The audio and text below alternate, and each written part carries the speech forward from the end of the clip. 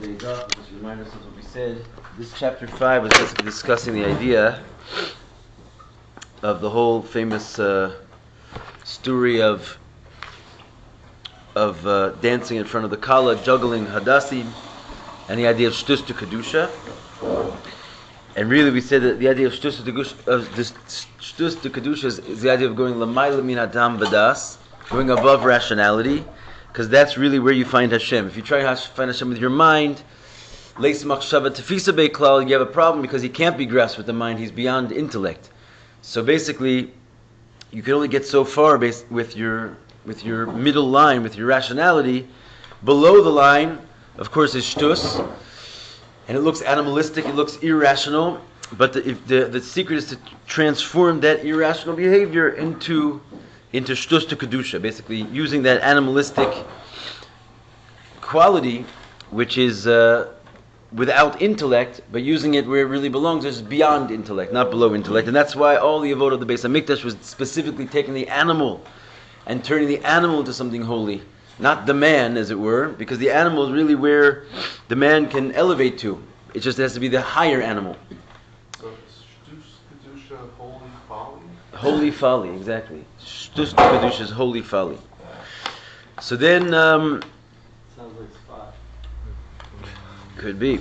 So then we talked about how this represents the Atzei Shitim, in other words, the actual wood of the Mishkan. Was the idea of turning Shtus to Kedusha, the animal work inside, was the idea of turning the animalistic into the holiness. And then we said in the end that this is also why prophets were called Meshugana, they were called crazy, because they accessed the level which was beyond man, basically. They accessed beyond rationality. And that's called crazy, called folly. And the way they did it was by taking off their clothes physically and spiritually. And what does it mean, taking off the clothes? So basically any garment is there to represent a limited dimension of godliness. That's what a garment is, basically. Hashem allows himself to be enclosed and limited by the garments. The garments are like the vessels. You could say that garments and vessels are basically the same thing, just a coarser or thinner version of the same thing. So the idea of taking off the garments, they physically took off their clothing, but spiritually as well, they took off their spiritual clothing, which was their seichel and their midos. The 10 spheres is also called a garment. Because in order to get to Hashem, yet they had to go to a level which was beyond the encasement of godliness into any characteristics. And therefore, they were called crazy because they took off the, so to speak, garment of intellect as well. And this is why we find that clothing was sort of like a response to sin. You know, that Adam and Chava were naked in the garden because they were sort of holding on a level of beyond Tam Vadas over there. And as soon as they ate from the tree of knowledge, which means they sort of brought Hashem down into a contracted version, they had to also put on clothes, showing that Hashem is now hidden inside of these garments. So that being said, the avodah therefore is to realize that Hashem gives prophecy to man. In other words, we all have this ability to reach up to this level. And ultimately it's by overcoming our Yetzer Hara. That's the definition of a prophet. He brings here the Rambam's definition of a prophet. Someone hamizgaber al yitzro. Ve'ein yitzro mizgaber alav b'shum davar. That someone he's always overcoming his Yetzer Hara, and his Yetzer Hara never overcomes him in anything. So to whatever small degree we can overcome our Yetzer Hara, that's the idea of his skafia and his hapcha. Those are the two avodas which lead to the avodah of the Mishkan, which is Shtus to Kedusha, using the animal to elevate ourselves into a holy place. So you have to be a level of Benamin to have a chance to get to that place.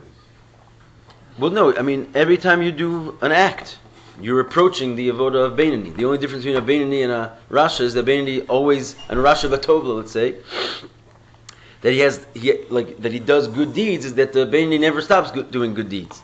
The Rasha has times when he is slack in it. But theoretically, every time you put your foot forward to do the avodah, we said you're stalak yikar dekucha bricha b'kula omen. You draw down the glory of Hashem in all the worlds, which is higher than all the worlds. Why? Because every act of avodah, as small as it is, every act of withholding yourself, skafia, it's using your goof and your physical body, which is the lowest world, to serve Hashem with. It's like an automatic act. Like everything we do is basically already encased in this concept of Shtus to Kedusha, in that we're in animal bodies. So this, every single time you're going to do anything holy, you're going to use your animal body to do it. There's a way of doing it basically more and more so, but that's what he's going to get into now. Like, what does it actually mean? What does it look like? So Rasha could even get to that level? Not when he's being a Rasha. No, but if he steps out of that for a moment, like you Yeah, anytime you're doing the avoda, you're connecting. That's what it means, mitzvah. Rasha could do a mitzvah, right? So a mitzvah means to connect. Okay, so we'll take it from inside, and take it from the line that starts with like the Yiddish word there, Welt. You see that? It's about 6-7 lines up from the bottom of page 12. Got it. Yeah. So right before that line, like go to the line right before that, it says, "V'hainu la'afoch es alamata min hadas to olam." The job is to transform what's lower than das of the world from Welt, sheyeh mizeh lamayla min hadas, that you're going to make out of it something above das. And then what is he gives a little bit of examples here. The yeshnam kama devarim ba'adam shu noeg v'oseh kain v'alazoy tut Welt. There's few things that a person does and conducts himself with and does because that's what the world does. In other words, you don't give too much thought to it. You just do it because azoy tut Welt. That's what the world does. V'adavarim ha'eleh hem kemo chok shebilti mezizim oso mimakomo. And these things become like a statute, like a strict law, like a chok. You don't have to ask questions on it. Like it's unmovable from its place. Because that's simply what the world does. That's the nature of the world. He says, like he says, for example, many qualities of politeness and like sort of proper cultural conduct. You see a person, you shake their hand, whatever, even if it's a girl. That's like sort of that's why do you do that? Because what else would you do? That's what the world does. Hine, etc., etc., etc. In other words, like millions of things in our lives that we just sort of go along with the culture. Hine ezet tzrichim lahavcho el halamayla min hadas ba'avoda. So those are the things that you have to basically, that's animalistic things, and those things is what you have to transform to lamayla min hadas ba'avoda. He says, what do you mean? Kamal derech mashal zmani achila v'zmani ashina. He says, for example, times of eating and times of drinking. These are basically, culturally stamped into reality. There's a bedtime for the world. There's an eating time for the world. It's feeding time. And he says, like that, you'll never change, basically. You have this like locked into you. As far as like the feeling that the world gives us, they're fixed in their times and in their places, basically in their time.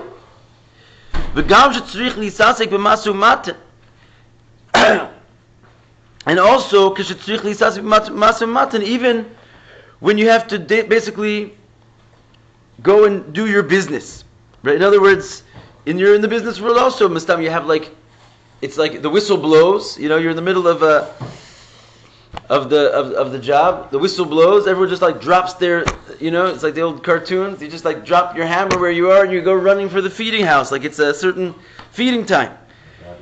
Makom hine zmani ma'elu al pi arov bilti nizazim bilti nidachim klal v'ikr. And these times, in the majority of times, they're never moved. Like you take these things as law. Literally, it's like on the clock. You go and you eat. There's a bedtime. You can't stay up late. You look at your clock. You're in the middle of a Tosafos. Yeah, but it's bedtime. I have to pick it up tomorrow. Zmani akaviyu shel Torah v'tefillah. He says, whereas when it comes to your fixed times for learning and davening, hem nidachim ve'ein lem keva. You push them off. They don't have any established times. It's like, okay, I'm learning out this book, but I'll pick it up later. I have to eat now, or I have to go do something else. It's like you'll squeeze it in when you can. And sometimes they just get pushed off altogether. You make a seder, and it's something that you're supposed to be doing, and whatever, this thing comes up and that thing comes up, and well, we lost it. Maybe one other day we'll try and pick it up again. What's this word? Nidachim means pushed away, pushed off. He says a person who will give a little bit of calculation, a little bit of thought to his soul. Is there really any wisdom to this type of life that we live? That like our lives are just like basically going around this like little mouse, what do you call it? Treadmill. Treadmill of nature, and you just like catch onto these like things which rule your lives when they're really not what life is about at all. As you allow just like the sort of conduct of the world spinning around and you're being part of it to tell you what to do, where to be, when to be, when really you're put here for a certain special mission which we already established. You could just throw that off, no problem, because it's not like in the nature of the world. They call that today politically correct. Politically correct, yeah. And we had to remember, when politically correct came out, we had to train ourselves how to be politically correct. Right? It wasn't a natural thing. Then it becomes nature. So alavai, we should train ourselves how to be a Torah Yidden, and then it can become nature. What's that? Being politically correct, be biblically direct. All right, nice. We're getting serious. Anyway, by the way, just to point out, the Rebbe, I told you, he wrote 4 Maimarim, the previous Rebbe, in one continuum, one hemshech. It was 20 chapters altogether, and they each one, had their own little ending. So you'll find that in the end of each one, he gave them out to be handed out on Yud Shvat, the day of his passing, and now they all have like a little tinge of prophecy in the end of them, that he sort of like alludes to his own passing in the end of all the Maimer. It's kind of just like a side point, but an amazing point. No, the day he made it to be given out on Yud Shvat, and he passed away on that day. Really? So it actually alludes to his passing, and that right now, basically, that's what he says. That he says, if a person will give a little thought to his soul, is there any wisdom to this type of conduct, that you're just going around the treadmill of life? Demihu ayodea ito zmano. That's where he says it. Who knows when he's going to go? Basically, that's what he says right here. Who knows his time and his moment? Because the Isab Midrash Rabbah, as it states in the Medrash, Ein Adam Shalit Lomar Hamtinuli Ad Shaseh Cheshbonosai. Right? Because it says in the Midrash, kind of an intense, powerful lesson, a person not able to be in control, to say, wait for me until I put do my calculations. V'ad she'etzavi lebesi, until I command my house and give orders like for my instructions for my departure. You don't get that luxury. You're not in control to say, you're going to plan your exit here. So how are you going to give everything you've got, your whole life, and plan your life around it and give your energy on something which has ein bo mamash klal? Basically, it's nothing. You're giving all your time to folly and foolish things. As we're saying, the shtus of the world basically is what you're like throwing your life into. Is there any wisdom to this? It's not like you're going to get a chance to wake up one day and fix everything. If not now, when? Because you don't get that luxury. You have to basically, you got what you got. Va'al ha'ikar, and the main reason that you're here, what the intention of your souls being brought into this world for to begin with, hu shochech lagamri, he completely forgets about it. He gets lost in his eating schedule and his sleeping schedule and his diet and this, that, and the other thing. Hu rak mitzad haruach shtus shemechas el ha'emes. Only this is possible because of this spirit of folly, which creeps into us and covers over the truth. That our godly soul is just not able to shine and let its commands be known. Hinezos tiyeh avodaso. So this, therefore, is a person's life work. Lafoch shtus ze de olam, to transform this shtusi world, like the rules, the natural worlds, all your hours and days, how the world would have you set them up, and what you'd be, sucked into if it had its ways, and to transform that very time and space, that very material, into time and space for holiness. V'yamod al nafsho. The Baal Shem Tov said you're on a higher level when you're working in the world and studying Torah, because you, like you say, you're transforming Gashmis by actual Avodah. Okay, He said that. I hear you, but it's that the point is that because working in the world itself is a mitzvah. In other words, it's not like give some time to the hours of eating and sleeping, and then that's also good. In other words, the idea is you have to transform every moment, but you can even transform moments of eating and sleeping. Like it says, like a person who's a Talmid Chacham, you can even tell by the way he sleeps.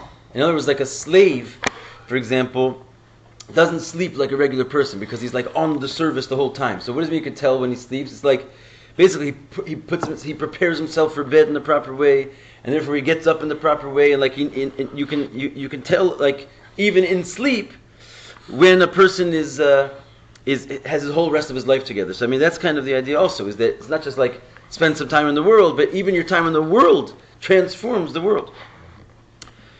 But the idea is a person has to basically get his act together, yamod al nafsho, stand up for his soul, v'yikva lo itim l'Torah, and fix himself times for Torah, v'az hine v'shachanti b'socham, and then it will be, I will dwell within you. In other words, you make yourself into a mishkan, you're doing the avodah of transforming those moments of your life, your animalistic life, into godliness, into a temple, sheyayir lo gilui or eloki b'nafsho, that you will shine the light of godliness into your soul. And that's what the whole Lemaimer comes down to, when you will transform the Sitra Achra, that through the fact that you are going to affect the transformation of the folly of your animal soul, and your excitement in the world, and turn it into an excitement for Kedusha. That's the idea, is that same excitement, you don't kill it. The idea is that you transform it, right? You don't bury it. You still want to have that excitement, because the animalistic drive is higher than the intellectual one. So you have to take the Kochwelt, in other words, your excitement and your obsession with it, and just keep it, but put it in the right place. Turn it towards the Kedusha, B'kiyum HaTorah v'Mitzvahs. Then we said you reveal the glory of Hashem in all the worlds. What does it mean in all the worlds? Again, it's this level of soveves, and every time, even if you're, so to speak, in the category of man called Rasha V'Tovlo, it doesn't matter. Every time you do this, you reveal the glory of Hashem, of the sovev light. Basically, you bring forth, as we said in the early part of the Maimer, a light which is beyond Atzilus even. You bring a light which negates high and low, and it's almost infinite. When you dafka transform the lowest thing into light, that's when that light has a chance to appear. Like we talked about it at length, the idea of the will, right, which sort of comes out and shows itself, which is this unseen power. Just like in the human being, Hashem also has a will, which is this unseen power behind the worlds and like lurking behind all of creation. What is Hashem's will? It's His mitzvahs. When you fulfill a mitzvah, it can only be done in a Gashmias place. That's when His will can appear. Shemeir mizgal le'or hasoviv kolomen. It reveals, it shines and is revealed the light of soviv. Kitzer, yivar shtus. We explain what is shtus, and a leaning, ataya lamayla mitam vadas, the kedusha, a leaning towards above intellect, which is the side of kedusha. V'kamo av shatas hergish haseichel v'amidos be'es hanavua. And this is like taking off the feeling of intellect and emotions at the time of prophecy, like losing yourself, basically. As we said, taking off all your characteristics and just opening up to something bigger. Then we said the Mishkan is Ma'atze Shitim. The Mishkan comes from Shitim wood, which is the whole idea of the Mishkan itself. To make a Mishkan is to transform the Shtus. He's Chabcha the Shtus to L'umat Zeh L'Shtus to Kedusha, changing the Shtus of folly into Kedusha. And that's how it should be in our private avoda. In other words, the Mishkan is an example of the collective avoda of the Jewish people, and it's really it's showing us an example of the way to do avoda in every one of our lives. That what is the great place of Yerushalayim, where like God is found? It's a place where animals are turned into godliness. It's a place where folly is turned into godliness. So that's telling you that's the way to go in wherever you find yourself. That's the way to make a place for God. Animals. What happens in the base of Mikdash? It's like a butcher shop.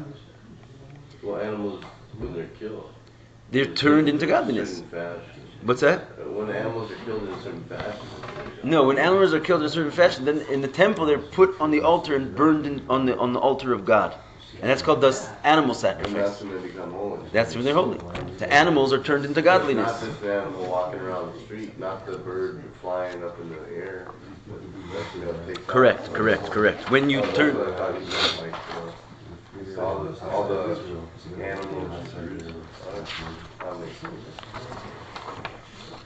Alright, we're going to go on, and we're going to do the next os, which is os vav, in the general schematic here. how you say that? Laganim? Yeah, Hosheves Baganim.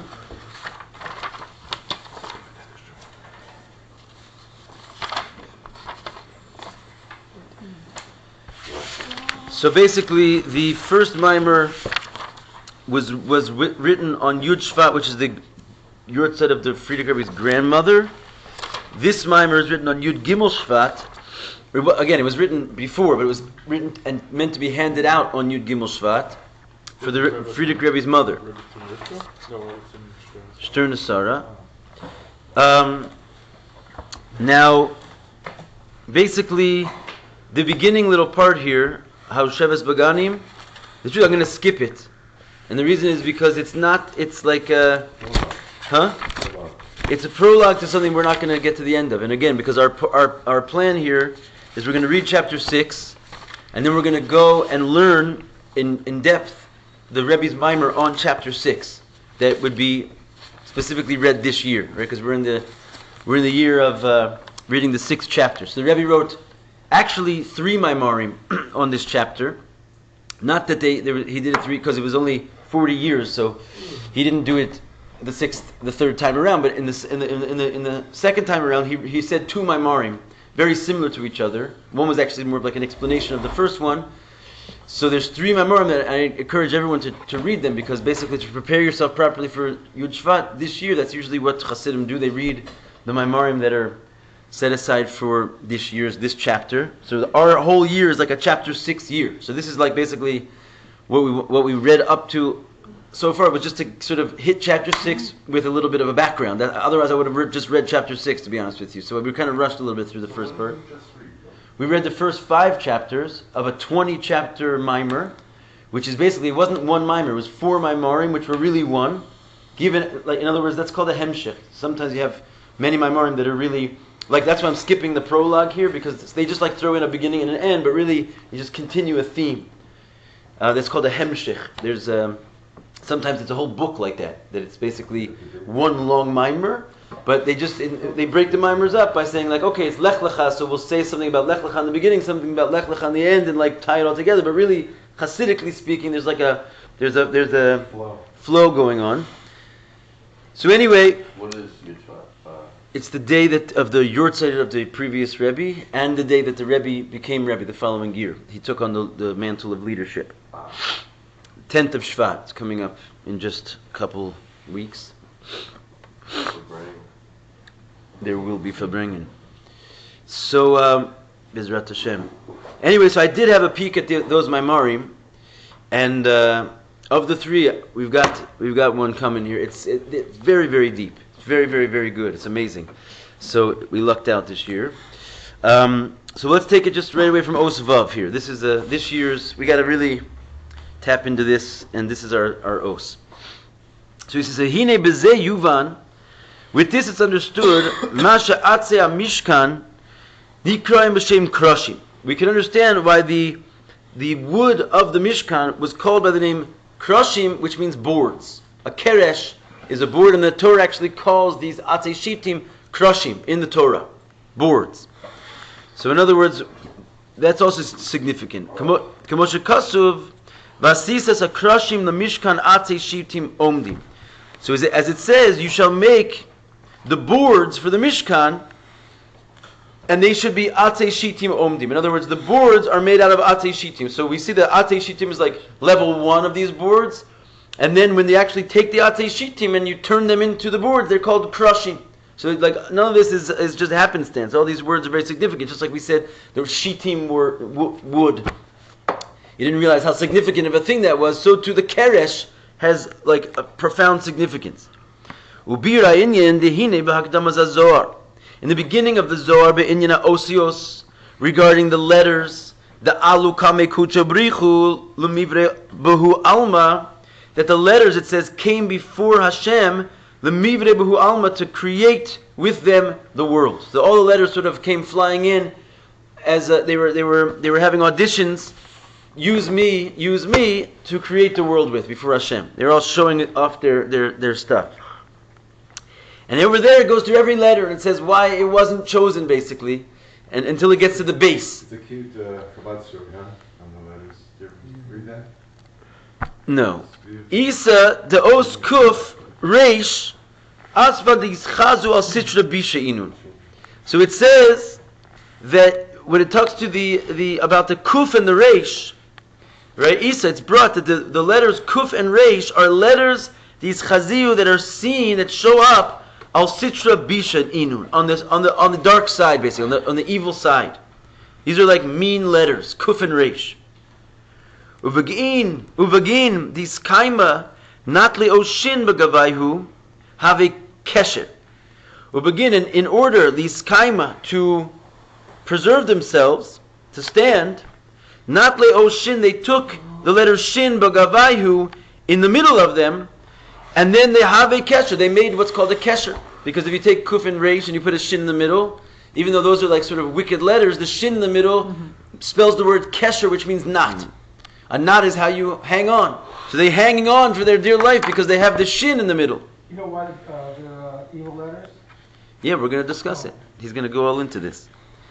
Ula'el minei, he says, and above this, in other words, because he goes from the last letter of the alphabet to the first letter of the alphabet. So before he said about the kuf and the reish, he got to the shin. The shin was the second letter discussed. Le'el minei ba'o shin, he says, it's brought hoil va'asvin de ziyufa natlin lach lemahave imhon. So he says, I'll translate this. He says, since the asvin de ziyufa, that letters of counterfeit, like counterfeit letters or lying letters, natlin lach, they took you, Mr. Shin, lemahave imhon, to be with them. Lo ba'ina lemavre bach alma. I do not want to create with you the world. In other words, on your own, you're a superstar. But since these wicked letters took you, like on their team to keep themselves in the game, I don't want to create the world with you. You have a connection to the other side. What's that? You have a kesher. Yeah, you have a kesher with them. What's that? Counterfeit letters. Uvagin de lo iskayim shikra, and also so that sheker will not last. Why? Because it's like a little secret going on here also. How do you spell sheker? Shin kuf reish. So it's the same idea. Like if you have, he's going to get into this further, but if you put shin in front of a kuf and a reish, it spells the word false. So Hashem says, I don't want you in the world, so sheker cannot stand, so falseness will not stand in the world. It's also kerish. Now you're getting somewhere. This is the idea, right? That's why he's getting into this. Mikan, and here we learn, man de boy lemei mashikra, he told you sort of the kshot b'kedamisa. He says here we learn a very, don't learn from this, but here we learn a very a rule of reality, that someone mikan, right, from here, man de boy lemeimar, someone who wants to say shikr, he wants to say falseness, he told you sort of the kshot, he will take a foundation of truth b'kedamisa at first, like he'll base his sheker, his wicked false statement, on a truism. Like in other words, let's make a second testimony, but we'll put the first one first, so everyone will know that we're, that it has truth in it. And you want to make a new religion, start with the Torah. You can't go wrong. Ulabasar, and afterwards yukim le shikra, and afterwards, if you start with the kernel of truth, then your wickedness, your lie will stand. So in other words, we hear, that's what we said. Hashem said He doesn't want to create the world with a shin, so falseness wouldn't come into the world. And people learn from here, if you have a little bit of truth in the beginning of your lie, people will believe you. It will keep the lie alive. Daha as shin as kshot ihu. And why? Because really, the letter shin is really the letter of truth. There's the poor shin, he gets dragged around. But he's the letter of truth. It's just that he gets grabbed onto by the kuf and the reish, so he keeps falseness alive because he puts a little truth in there. As kshot davasan dis yachaduba, and he says that, and then basically this you are the truth, the avasan that they want, these yachaduba, that these letters want to unify with you in order to stay alive. Okay, so what do we see from all this? Hine kufrei shen leneged dalet v'hei. No, that's not what we see from all this. That's what we see from all this. Yosef, you need something? Coffee? Yeah, I was thinking about All right, have a coffee. Come. that. Hine kuf reish hen leneged dalid v'hei. So Da'el, as far as your question, what's wrong with these poor letters? Because they correspond to the dalid and the hey. If you see, actually, you can. Oh, he's gonna say sharei reish. What's that? He's wicked. No. Oh.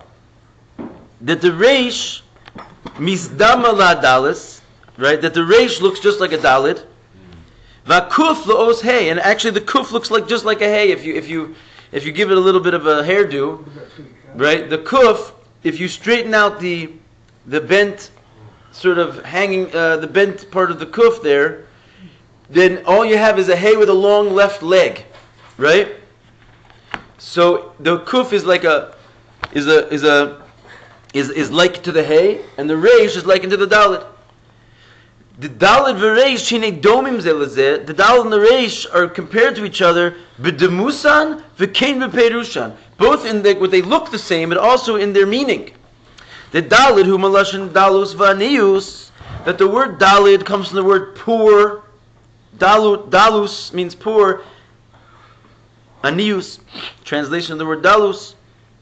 The b'sfiros hu sfiros hamalchus.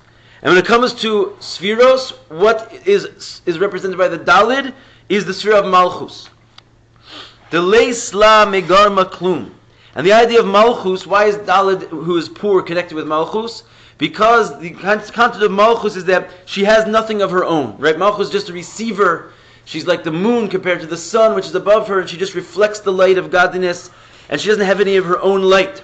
Which means she's bittul, right? And this is the notion of poverty, but in the side of kedusha. That basically, to be poor is a good quality, because it means you're not full of yourself and holding on to something, and you can allow godliness to shine through you. So this is the sphere of malchus. When it comes to, in other words, if you're talking about spheros, it's malchus. If you're talking about sort of putting human traits, how we anthropomorphize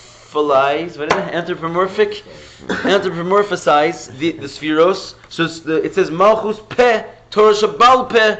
Malchus is called the mouth, right? So Malchus in a person's powers represents his power of speech. Why is the power of speech this concept of poor? Shehi mekabeles v'levush because it's a receiver and a garment for the powers that come above it. You never invent what you're going to say with your power of speech. That's not how that works. You already have a feeling, and the feeling already translates into letters of thought, and the speech is just like a purely empty vessel which brings whatever it is that's inside of you and expresses it outside of you. If God forbid, your speech mixes in like its own, it's like a disease. I mean, it means you have a problem if your mouth is not just a pure conduit to whatever your emotions and your intellect are saying. It means something's getting in the way that shouldn't, right? So how does that relate to Moshe? Moshe had a problem with his speech, right. Yeah, because we talked about it on Shabbos. Basically, he came from a certain level of godliness, which was unable to be expressed into the physical world. So his speech didn't work, basically, because he wasn't able to reveal who he was. I thought it was the coal that he ate in his mouth. Wasn't it the coal? Okay, well, the coal was the physical, counterpart that made that happen? no, it didn't make it happen, but it paralleled basically what's going on spiritually. In other words, just like we said, like a prophet has to be tall and wise and overcome his Yetzer Hara. So it's not like he gets tall and overcomes the Yetzer Hara and then that's how he becomes a prophet. He has like the powers of a prophet inside of him, and so physically he also has these qualities. So the same thing, like Moshe physically was a mirroring to his spiritual state. Like everything that happens in the physical world, it already is existing in the spiritual world, and the physical world is like a mirroring and a case which reflects that. So is there, sorry, this is a little off topic, but are there any prophets that are shorter? Like, were there any prophets that were short? It seems as you cannot be short to be a prophet. There's conditions of prophecy. We read them on the previous page. So, okay. I don't know if it's short, but it says Gibor. I don't know if short necessarily. Yeah, but I think it does say Gavoa in one place. Let's see there. But anyway, you have a question, David? No? Okay. No, I have a question. Oh yeah, you had a question. Go ahead. But when Hashem actually spoke through Moshe, he didn't have that stutter. It was only when he was expressing himself. Like, Well, no, because that was the whole chiddush of it, is that even though it was something that could not be expressed in this world, because it was beyond the kelim of this world, misam pe la'adam, like Hashem can do anything basically. So that was the miracle of Moshe. That something which is completely beyond this world could nonetheless be given over into this world. That's the true expression of Moshe. If you think That's what Moshe's whole purpose of the being in the world was, is that he was represented a level that could not be expressed in this world, and God can do anything. So that's why He gave us the Torah. That's what the Torah is. The Torah is like basically an impossible thing. It's something which is godliness beyond creation, inside of creation, and that's Moshe. But he couldn't speak. He couldn't speak. It's a whole, like, little teaching there. Anyway, let's not get sidetracked anymore.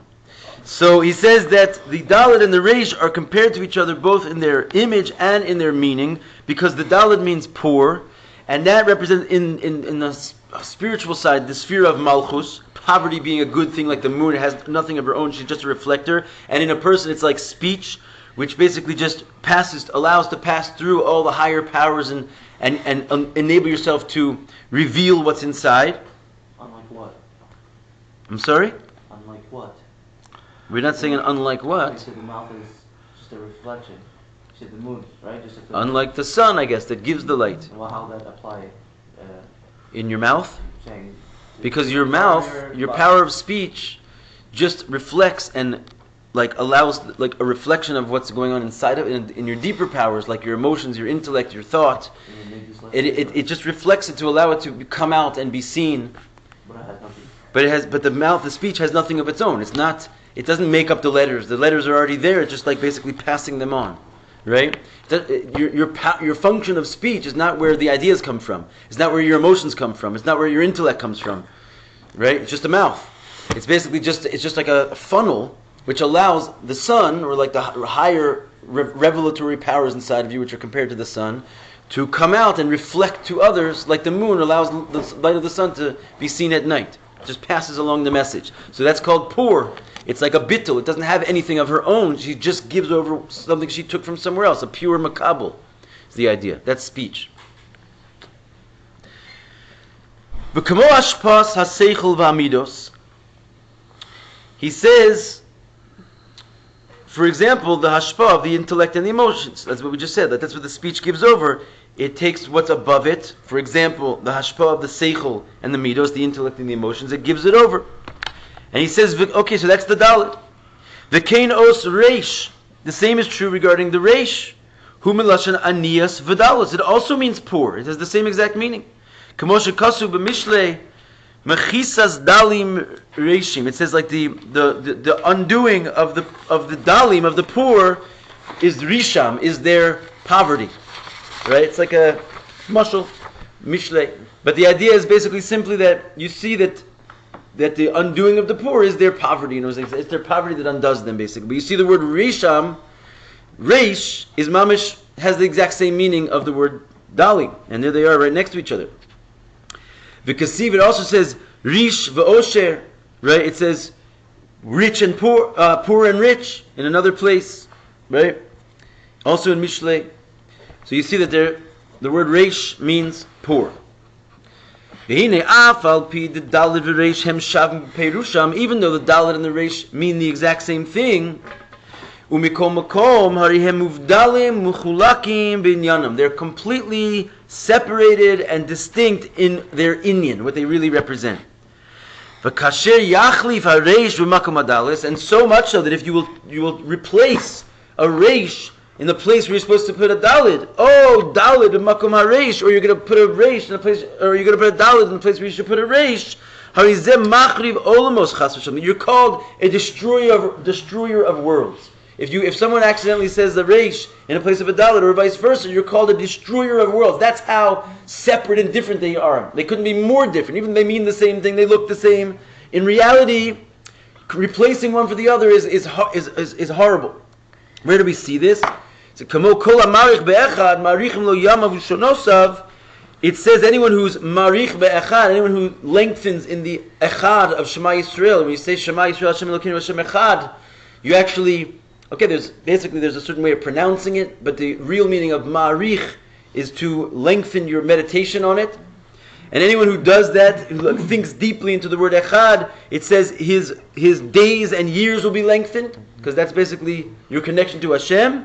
Ubilvad, but only shiadgish va'adalis, but only if you give a proper pronunciation to the dalid. In other words, ve'im machlifo chas v'shalom ba'os reish, because if you would not say the dalid clearly, and someone might hear you, or you might accidentally throw a reish in there, harizeh machriv olamos, you're going to destroy the world. Why? Because instead of saying achad, you're going to say what? Acher, and that's mamish the exact. Acher means other. Like in other words, it means other gods. The exact opposite meaning, like the mamish. So you destroy the worlds. So you see that these two letters, although they're the same, they bring the exact opposite. V'kein, and then the other example in halacha that's brought on this Inyan, lo tishtach v'lekel acher. It says in another verse, do not bow down to another god. Tzrich ladgish os reish, and you have to emphasize there the. Sorry, did I say echad? I always do that. No, I said another god. It says don't emphasize the. There you have to emphasize the letter reish, acher. Ve'im machlifo chas v'shalom b'dalas, and if you would then switch it, that reish with a dalid, the other way around, harizeh machriv oluvos. That's also called destroying the world. Because what would it say if you said don't bow down to Kel Echad? If you said a dalid there, it means you shouldn't bow down to the one God. So that's also destroying the world. So that one little letter, you got to be very careful with that little letter. And this is showing you that although they're the same, they're diametrically opposed. Behind the gam, the dalid and reish, domim betmunasam perusham, that even though these two letters are compared to each other in their form and in their meaning, nonetheless they're separate and distant from each other to the nth degree. And why? The os dalis hu bekedusha, os reish hu ma'asvin dis chaziu al sitch rabisha, because basically the dalit is on the side of kedusha, and we already said that the os reish is one of those letters that appears on the other side. Right? We talked about that earlier. It's one it partnered up with its kuf and shin. It's one of the letters that comes from the other side.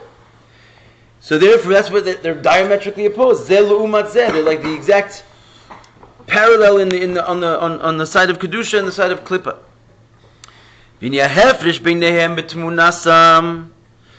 So even though they're similar in their look, there's a little bit of a difference also in the form of the letter itself, and the difference in their shape. Hu the os dalid hariyesh lo yud ma'acharav. The difference is that the dalid has a little tiny yud sticking off the back of it, and the reish does not. Right, like in the upper right-hand corner there. The os yud moire al bittul va'azires garma. The idea of the yud teaches on the concept of bittul and azires gar, making yourself small. Right? Contracting yourself. That's what that yud on the dalet is doing there. Behind malchus da atzilus. And that's why, as we said before, dalet represents malchus of atzilus. The leis lamigar maklum. Because that's exactly what malchus of atzilus does. That's like her job, is to make herself small all the time, to be a makabel. Right? You're not necessarily just born a makabel, you have to be a makabel. And how do you make a makabel? You make yourself small. And you can make yourself so small to the point that you already disappear, basically. You become like an invisible vessel where you're not presenting any disturbance in the flow that you're trying to receive. And that's what the yud does. The yud is the idea of contracting yourself, the smallest letter. And why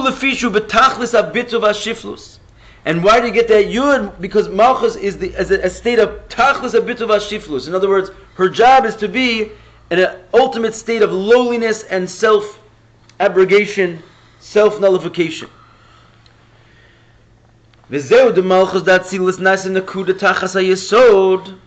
And that's why basically malchus of Atzilus, it's called a point underneath Yesod. The sphera directly above Malchus is called Yesod.